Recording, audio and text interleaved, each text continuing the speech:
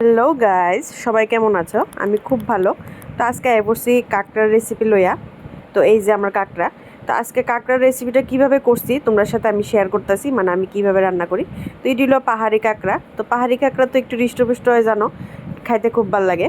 তো এই লোগা পেঁয়াজ কুচি আর এটি লোগা টমেটো, একটা 2-3টা টমেটো আমি কুচি করে রাখছি। এটি আলু আদা সিদ্ধ, মানে আমি একটু ভেঙে টেঙ্গে রাখছি। এখানে মশলা যা যা লাগে আমি কিছু সিক্রেট মশলা আমি সব একসাথে পেস্ট করে রাখছি।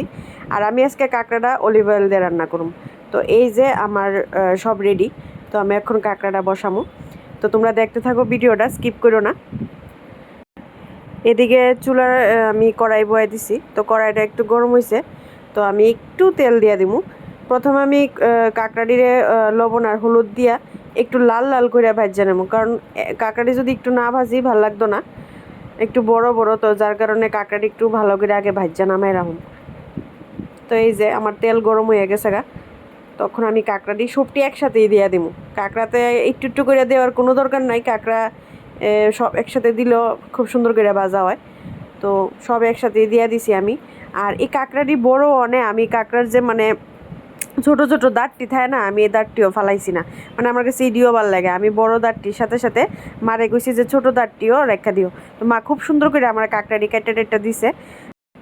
দেহ কাঁকড়াটার কত বড় দাঁত, মানে এইটার ভিতরে যে হেভি মাংস থাকবো, খুব টেস্টি বইটা খাইতে বুঝেই যেতেছে। তো আমি এটির একটু সুন্দর কইরা লাল টাল কইরা ভালো কইরা ভাইজা এটিরে নামামো। তো তোমরা কেমনে করো আমারে কিন্তু কইও, মানে কে কীভাবে রান্না করো। আমি তো এইভাবেই কাঁকড়া রান্না করি। তো এই যে দেখো লাল লাল করে ভাজা হয়ে গেছে গা। তো এটির অক্ষণে নামাই নিমু। আমি কাঁকড়া ভাজা নামাই এসে দেখো একদম লাল লাল করে। তো ওখানে আমার মেইন যেভাবে আমি রান্নাটা করুম দেখতে থাকো। আমি একটু তেল দিয়ে দিছি আবার কড়াইতে। তো তেলটা ভালো করে গরম হইলে আমি যা যা রেডি করে রাখছি, পেঁয়াজ টমেটো সব একে একে দিয়ে দিব। তো প্রথমে তেল গরম হওয়ার পরে আমি পেঁয়াজ কুচিটি দিয়ে দিছি। আমি যেন 4টা না 5টা পেঁয়াজ জেনে নিয়েছিলাম, এটির আমি একটু কুচি করে রাখছি। তো এটিরে আমি আগে দিয়ে দিছি। তো পেঁয়াজটি একটু ভাজা হইলে একটু নরম হয়ে এলে আমি এর মধ্যে টমেটো কুচিটিও দিয়ে দিব। তোমরা কেরা কীভাবে রান্না করো আমার কইও। আমি তো এইভাবেই রান্না করি।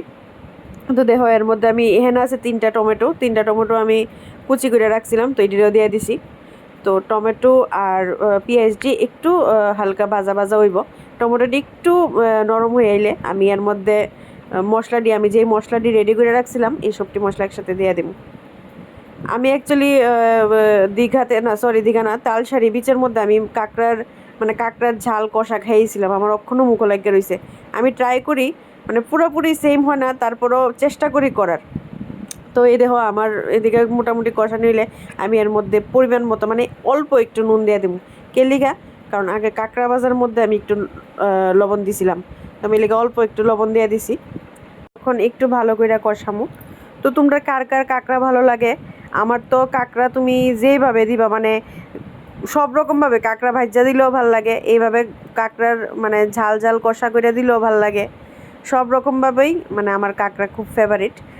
আর কাঁকড়া দিয়া ওই ভাদ্র মাসের যে অমাবস্যার কচুর যে ইয়েটা হয়, কচুর তরকারিটা হয়, এটার মধ্যে আমরা কাঁকড়া ইউজ করে থাকি। তো কয়েকদিন পরে এই রেসিপিটা আমি অবশ্যই তোমাদের সাথে শেয়ার করুম, কচু দিয়া কাঁকড়া দিয়া কীভাবে রান্না করি।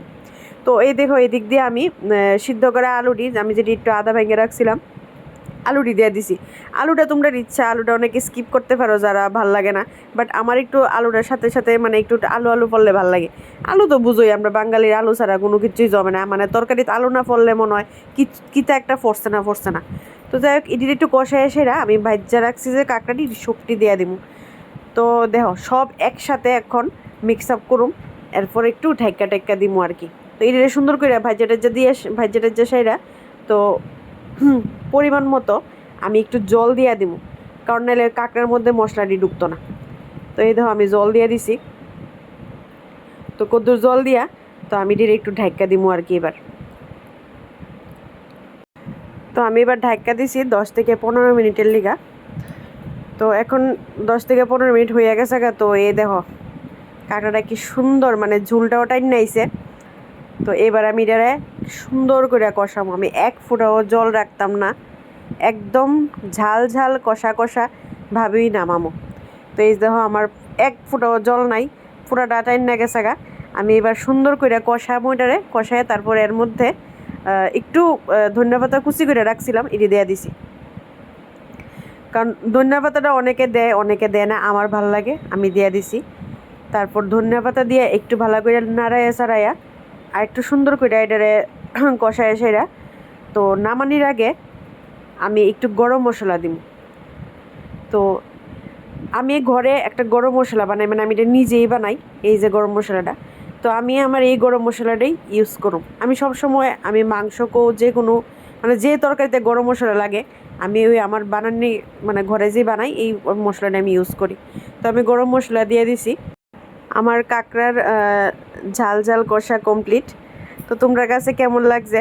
কেউ যদি এইভাবে না করে থাকো তো এইভাবে রান্না করে খায় দেখো, খুব ভালো লাগবে আশা করি। তো আমি এখন কাঁকড়াটা নামাই নিমু।